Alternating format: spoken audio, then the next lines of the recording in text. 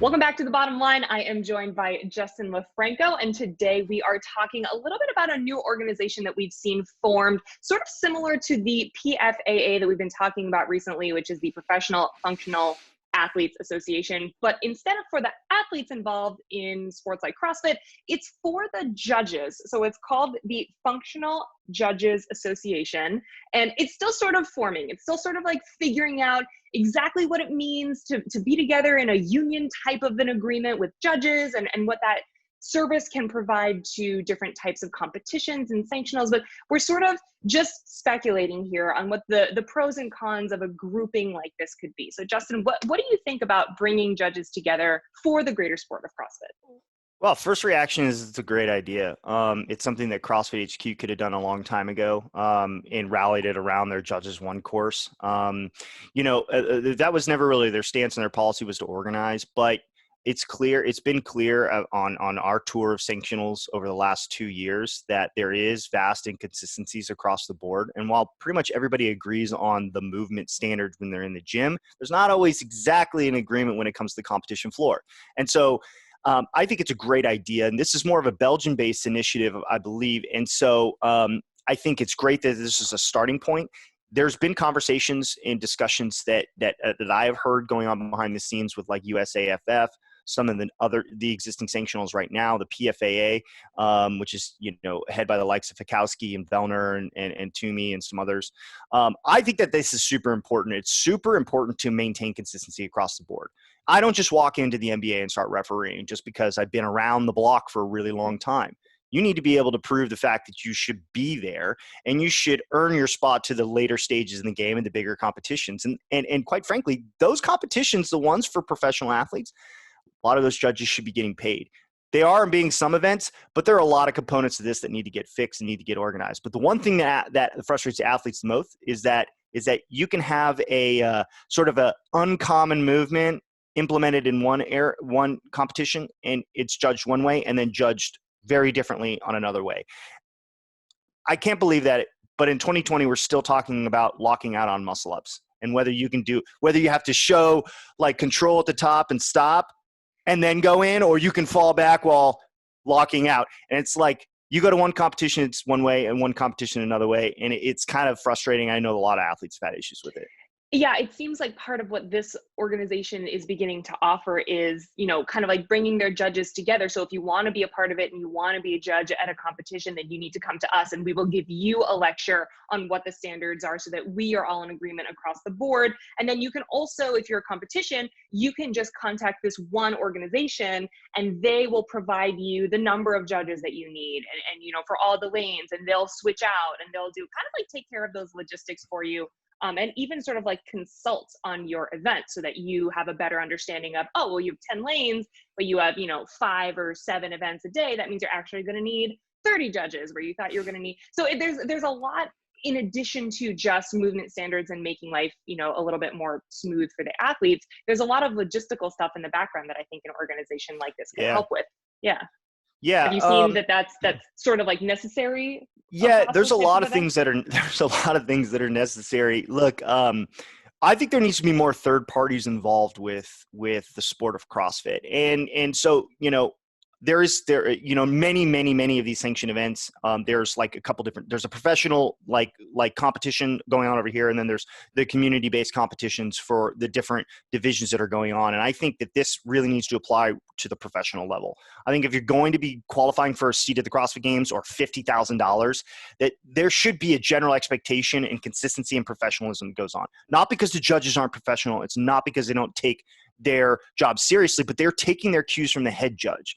And the head judge in some of these instances is like a local guy who like runs a box, and he's great, but like he's also not like plugged in with everything else that's going into the sport, and is monitoring and looking at those and getting cues from a third party who's monitoring and looking at inconsistencies and reviewing those components. Like, look, everybody has watched his favorite sporting event that's gone on and been like, oh my gosh, missed call. Like, are you kidding me? Foot was on the line, 3-pointers, no way. Sometimes they call it back, sometimes they don't. But what I know happens is that the Professional Referees Association that's involved with governing and responsible for the individuals on the floor goes back and reviews that. And it's like, yo, Bill, why'd you miss that call last week? Look at this from 19 different angles. And it's like, who's out there doing that for these events? It's just a one and done kind of thing. And I know a lot of these judges go around to different events. One of our guys, Patrick Clark, he did that last season where he was traveling around to different areas and using his own time off to go and volunteer and work his butt off on the ground. But like, there should be another helm being like, hey, Patrick, like, look, these are some of the ways that you can improve. Like, here's a review of some of your calls. Like, you totally missed this. I don't know, your head was turned or something like that. Like, I know that seems kind of strange and a little bit nitpicky here, and I know it's because they're volunteers, but they should A, be getting paid if they're doing it at the professional level, and they should B, have an organization that's responsible for maintaining that consistency. That happens in other sports. It should happen here. It's just such a shift in how we're currently thinking about the model. It makes sense to me in other sports, and yet for some reason, when I think about how I know that CrossFit events operate, it blows my mind constantly how much volunteering happens to make these events go down. And it must be the spirit of the community, because from every position and every occupation in the entire competition stratosphere, it is run by volunteers. There are very, very few people. I was once one of those volunteers, by the way. As was I. 2013 regionals. CrossFit Media, right here, guys. Got my start. We were all willing to get ourselves there, to pay, to stay overnight, to whatever, in order to be a part of something larger than ourselves. So the one thing that I worry about is sort of the accessibility of people who do want to get into it. Now there's a little bit of a barrier. It might be a good barrier. It might be exactly what we need to differentiate a lower level competition from the elite. But like in a system where we've required so much volunteering and we've relied on so much volunteering, now there's a barrier to entry to get to a position that we can't run a competition without. And I'm just a little bit worried about stumbling over roadblocks and it being sort of like, you know, a way to stop some events from happening, maybe.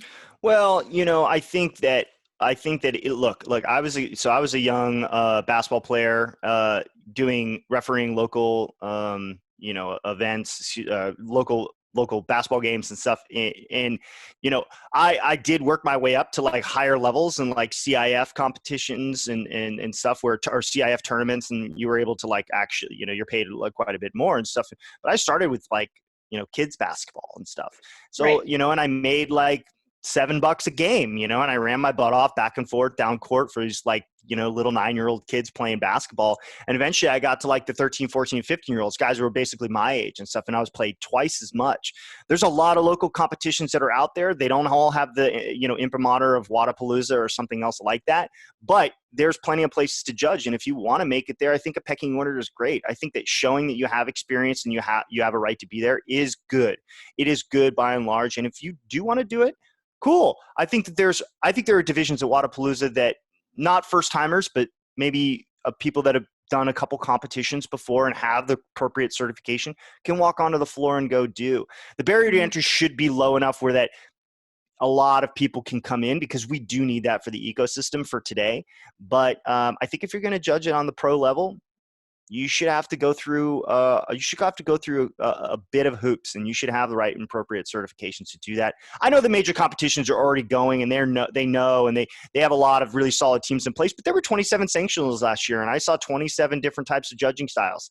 And I think that it's pointing more to the point of what the PFAA, the Professional Fitness Athletes Association, USAFF's Gretchen Kittleberger, who's the president of that, has mentioned it too. It's like there needs to be somebody who's going to stand up there and be like, guys, like, no, John, bad John. Don't do that, John. badge on, Not the way or to also, go. and to the head judge, and stuff like that. It shouldn't just be coming from the organization. Like Wadapalooza shouldn't be running the judges. I don't think. I personally don't think. I think that a judges association should be running and managing the judges, and the Wadapalooza should be focusing on running a kick-ass event. Because that's what their business is. Their business is running events, not judging events. And there should be a third party that's in the business of judging events, and they're professional and they know how to do their job. And that's what I think. And I know that there almost is like an informal little like judges association right now. And like you said, there's a core group of folks that they put in their own money, their time, then they go to all Which these is events. crazy, by the way. It's awesome. It's wonderful. They spend so much money doing this. Like the elite level of the sport could not exist without these people literally spending their own money, which blows my mind. For like a pair of shoes, basically, that they get, and a cotton t-shirt. And a shirt. But beside the point, that is sort of informally been happening already for a long time. And they do know each other, and they do have their own pecking order and their own hierarchy, and they work incredibly well together. And we are indebted to them, for being able to watch the sport that we love.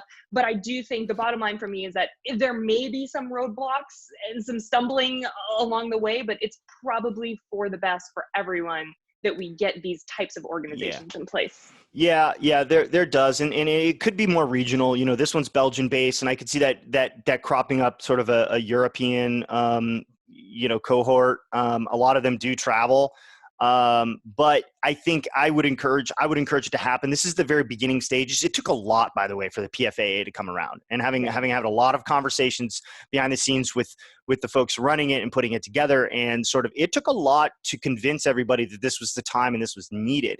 It's going to take a lot to do that for judging too. And there was a little big more of a catalyst for that change happening for the CrossFit Games athletes than there are necessarily for the judges. So they do need to, it's going to take some time to do that, and they're going to need a little bit of help and partnership and coordination.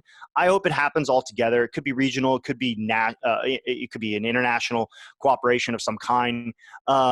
But there are enough competitions that are happening. I mean, pre-COVID, if you look at our email, you'll see like a massive list of competitions every single day. It's like, these are only the ones in the next 30 days because we have to cap it because we don't have any more space. It's like 35. And you're like, so that means there's like one competition every day on average for the next 30 days. And you're like, pretty much 12 months of the year. Just pick a country.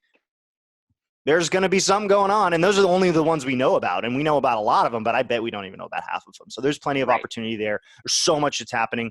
I think this is a great way to lift the sport up and to grow with the sport.